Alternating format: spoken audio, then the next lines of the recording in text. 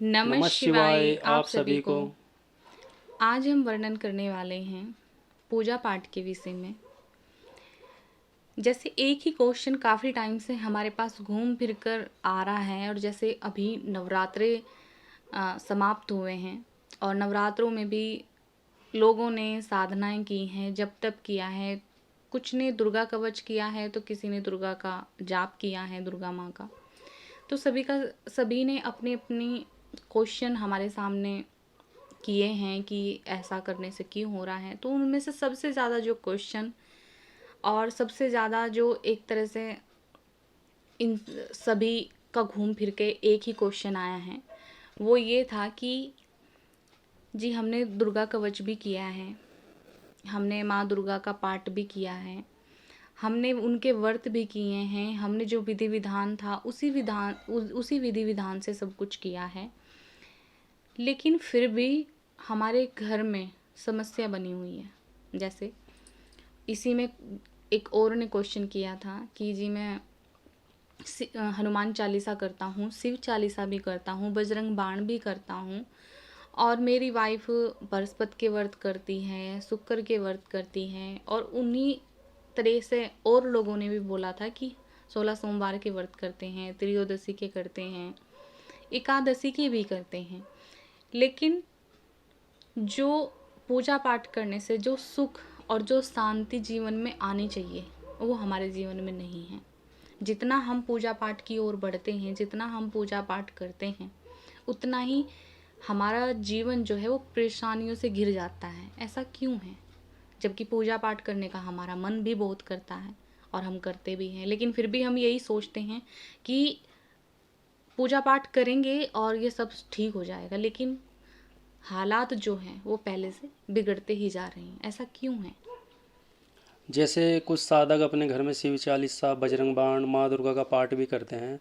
तो वे इसलिए करते हैं कि हमारे घर में खुशहाली आए, हमारा जीवन हम अच्छे से बीते और किसी भी तरह की हमारे घर में जो भी समस्या है वो ख़त्म हो जाए। वैसे सभी साधक यही सोचते हैं कि अगर हमारे घर में पाठ करने के बाद भी कष्ट हो रहा है, वैसे तो सुख शांति के लिए ही होता है कि हमारी आध्यात्मिक उन्नति अच्छी हो, हमारा जीवन सुखमय हो। अगर ऐसा नहीं हो रहा है और आपके पाठ करने से भी घर में और समस्याएं बढ़ती जा रही है, तो इसका मतलब आपके घर में कोई बड़ी समस्या हो सकती है। कोई प्रेत बाधा की भी समस्या हो सकती है, तंत्र क्रिया की भी प्रॉब्लम हो सकती है। जैसे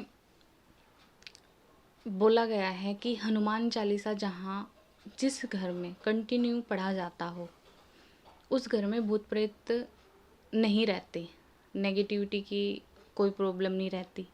लेकिन अगर आपके बजरंग बाण और शिव ये हनुमान चालीसा करने के बाद, शिव चालीसा करने के बाद दुर्गा भी चालीसा करने के बाद भी आपके घर में समस्याएं बनी हुई है और पाठ करने से और ज़्यादा समस्याएं उत्पन्न हो रही हैं, जैसे किसी को हेल्थ संबंधी प्रॉब्लम हो रही हैं, या फिर किसी को आ, कोई डिप्रेशन में आ रहा है, या कोई झगड़ा कर रहा है, तो उसका साफ मतलब है और सीधा सीधा सिंपल यही अर्थ निकलता है कि वो नेगेटिविटी से ग्रस्त है। या मलिन विचार आ रहे हैं साधना या करते टाइम। फिर आपके घर में कोई ऐसी बुरी नेगेटिविटी है, ऐसी शक्ति है जो कि आप पर हावी होना चाहती है और आप पर हावी भी हो रही है। क्यों? क्योंकि जैसे आप जाप करते हो या बजरंग बाण करते हो, चालीसा पढ़ते हो, तो उसको तकलीफ होगी, आपको छोड़ के जाने का डर होगा। उसी के कारण वो आपको आपके इस चालीसा पढ़ने के रूटीन में, इन चीज़ों में बाधाएं डालेगी। अगर वो बाधाएं भी नहीं डाल सकती, तो वो किसी न किसी तरीके से समस्याएं उत्पन्न कर देगी। आपके धन के रास्ते रुक जाएंगे, आपको मालूम ही नहीं पड़ेगा हो क्या रहा है, ताकि आपके मन में ये विचार आए कि आप उनको छोड़ दो।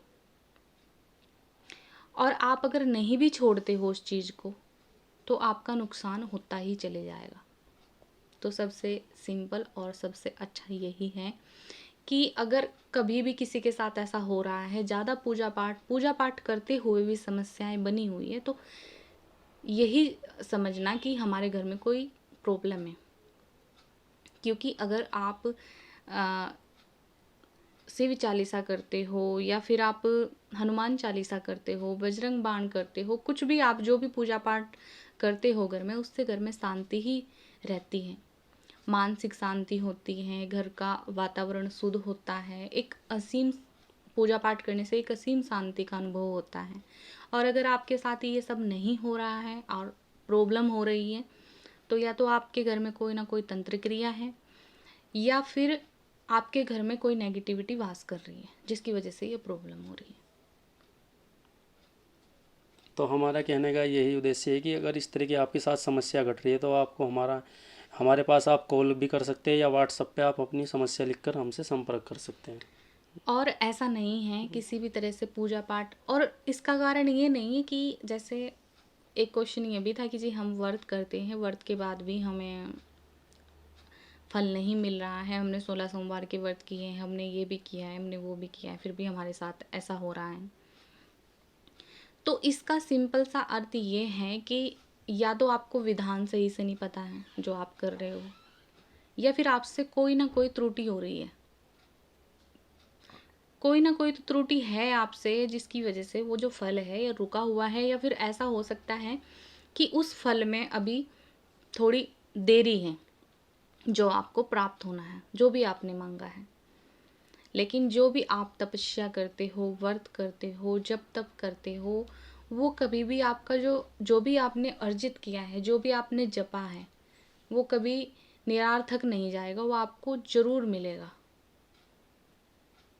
चाहे वो जप हो, चाहे वो व्रत हो, चाहे वो कुछ भी हो। क्योंकि तपस्या का जो, हाँ ये हो सकता है, जैसे इंसान, कुछ लोगों के साथ ऐसा होता है कि पूजा पाठ करते हैं और कभी उनके साथ अच्छी घटनाएं होती है तो कभी बुरी होती है, शुभ और अशुभ घटनाएं साथ साथ चलती रहती है। तो उनके साथ ऐसा होता है कि एक, जैसे उन्होंने पूजा की, ये पूजा सही हो गई, अगला कोई चरण किया, उसमें कोई त्रुटि हो गई, तो शुभ और अशुभ प्रभाव उनको साथ साथ देखने को मिलते हैं। कारण यही है कि आपको उसका ज्ञान नहीं है। लेकिन जो भी आपने देख लिया, किसी से सुन लिया, या फिर जैसे भी, और आपकी श्रद्धा है, आप उसको कर रहे हो, लेकिन उसका जो फल है वो तो जैसे आपको जिस प्रकार से शुभ मिल रहा है, और अगर आप गलती कर रहे हो तो उसी प्रकार से आपको उसका अशुभ फल भी प्राप्त होगा ही होगा। तो सबसे सबसे पहली बात यही है कि या तो, और कहना चाहूँगी कि जितने भी जप कर रहे हैं, जितने भी लोग जप कर रहे हैं, वो देव गुरु धारण जरूर करें। ऐसे जप ना करें, क्योंकि ऐसे जप करने से आपके शरीर में नेगेटिविटी बहुत जल्द प्रवेश कर जाती है। आपको पता भी नहीं चलेगा कब आपके चक्र जागृत होने लगेंगे।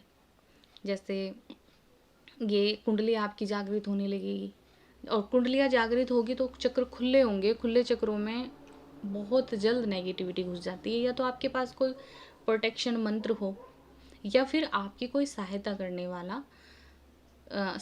वाला गुरु हो, या फिर आप देव गुरु ही धारण कर सकते हैं। जैसे शिव गुरु को आप गुरु धारण कर सकते हैं। तो कुछ भी करने से पहले, और आपके साथ अगर कोई अजीब घटना हो रही है ये सब कुछ करते हुए, हेल्थ इशू है किसी प्रकार का कोई, तो आप समय ना गवाएं। सबसे पहले तो आप चेकिंग ही करा लें। चेकिंग कराने के बाद आपको ये तो मालूम पड़ेगा कि समस्या है क्या, किस लिए ऐसा हो रहा है। जैसे अभी का ही किस्सा है, मतलब ये नवरात्रों में ही हमारे पास ये केस आया था। एक बंदा जाप करता था और उसने जप करना स्टार्ट किया भैरव का। वो ऐसे लगा हुआ तपस्या में भैरव की कि करता रहा करता रहा करता रहा, और इतनी ऊर्जा बन गई उसके शरीर के अंदर। जैसे कुछ लोगों की तो बिखरती है ऊर्जा, उसकी ऊर्जा ही नहीं बिखरी, और उसके शरीर में जलन होने लगी, और आँखों से भी उसकी आँखें भी लाल रहने लगी। ऐसे रहती है जैसे बिल्कुल लाल, जैसे लेंस डाले हुए हो, बिल्कुल लाल। और उसकी जब हमारे पास चेकिंग आई थी तो हम भी देख करके, मैंने कहा इसका तो बहुत हाल ख़राब है उसके, क्योंकि प्राइवेट अंगों से भी उसके ब्लड आने लगा था।